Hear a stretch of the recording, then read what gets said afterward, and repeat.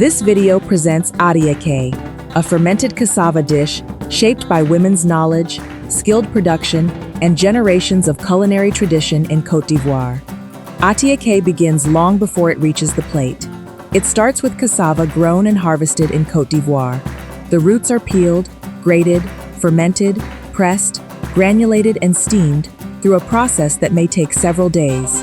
The knowledge developed particularly among communities in southern Côte d'Ivoire and the country's lagoon regions, before attiéké became widely eaten across the country and beyond. The people behind the dish, women, have traditionally led much of the processing and preparation of attiéké. Cassava cultivation, harvesting, and transport may involve different members of the household and community, but the specialized knowledge of fermentation, pressing, granulation, and steaming has often been held and transmitted by women. The skills are learned through observation and participation within families and production groups. Over time, this knowledge has also created livelihoods and trading opportunities. Why UNESCO recognized it? In 2024, UNESCO inscribed the skills related to attiéké production in Côte d'Ivoire on the representative list of the intangible cultural heritage of humanity. UNESCO recognized both the cultural knowledge and its social and economic importance. The inscription highlighted how producing attiéké supports women's financial autonomy and social integration. It also noted that young girls can learn and participate in the tradition without the activity interfering with their schooling. Attiéké is primarily a source of carbohydrate and is naturally gluten-free. Its nutritional value depends greatly on what accompanies it. Served with grilled fish, tomato, onion, and other vegetables, it can form part of a varied meal, providing protein, fiber, and micronutrients. As with many staple foods, portion size and the quantity of added oil and salt influence the overall balance of the meal. Getting attiéké in the UK. In the UK, attiéké is commonly sold frozen or dried through African food wholesalers and specialist grocery shops. The traditional fermentation and granulation have usually been completed before the product reaches Britain. UK cooks normally reheat, rehydrate, or steam the prepared attiéké before serving it with fish, meat, vegetables, or salad. This makes the dish more accessible while retaining a connection with the original production process. A tradition and crop under pressure, cassava is often described as a resilient crop because it can tolerate difficult growing conditions. However, it remains vulnerable to plant diseases, pests, and changing weather patterns. Cassava brown streak disease has caused serious damage in parts of East and Central Africa. Recent scientific modeling has warned that climate change, expanding whitefly populations, and the movement of infected planting material could increase the risk of the disease spreading into currently unaffected regions, including parts of West Africa. This is a future risk rather than evidence that the disease is already widespread in Côte d'Ivoire. Safeguarding it for the future. Protecting attiéké requires work on two fronts.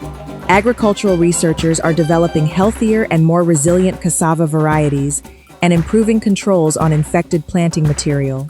Cultural safeguarding focuses on preserving the skills of fermentation, pressing, granulation, and steaming. UNESCO has also warned that increased recognition could create a risk of over-commercialization. Safeguarding, therefore, means ensuring that growing demand benefits the women and communities who hold the knowledge rather than separating the product from its cultural roots. Why it matters to the UK African diaspora. For Ivorian households in Britain, attiéké offers both a familiar taste and a trusted way of preparing food.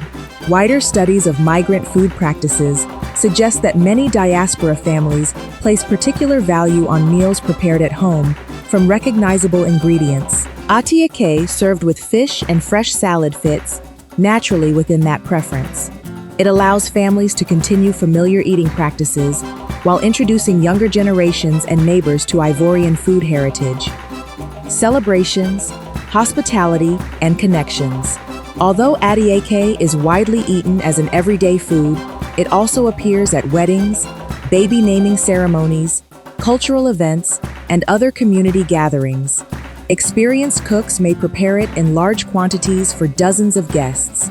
Sharing a plate, or sending someone home with an extra portion is a simple but meaningful act of hospitality. Attiéké, ingredients, recipes, and food gifts also circulate between relatives and households, helping families maintain connections within Britain and across international borders. Lived experience reflection. Many people who grew up around Attiéké remember the women who prepared it, mothers, aunts, grandmothers, and experienced community producers.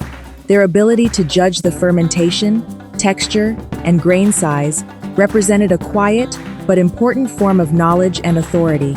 Participants often describe cooking attiéké not simply as following a recipe, but as continuing knowledge learned from those who came before them.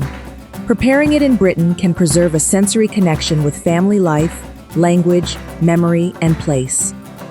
What the dish means: for many Ivorian families, attiéké is an everyday food rather than a dish reserved for special occasions. That is precisely why its heritage status matters. Cultural heritage does not exist only in ceremonies, monuments, or formal performances. It can also be carried through ordinary daily acts, preparing food, judging its texture, serving relatives, and teaching another person how it should be made. Carried into the present tense. In the UK, most attiéké arrives with the long fermentation process already completed. Yet the care taken in steaming it, separating the grains, seasoning the fish, and serving the meal properly continues part of the original knowledge. Families may adapt the dish to available ingredients and busy working lives, but the preparation can still open conversations about Côte d'Ivoire, women's work, family history, and cultural identity. Attiéké reminds us that heritage does not always announce itself. Sometimes it sits quietly on an everyday plate, carrying the knowledge, labor, and enterprise of generations of women. Its future depends on protecting the cassava crop, respecting the communities that hold the skills, and ensuring that the knowledge continues to be practiced and shared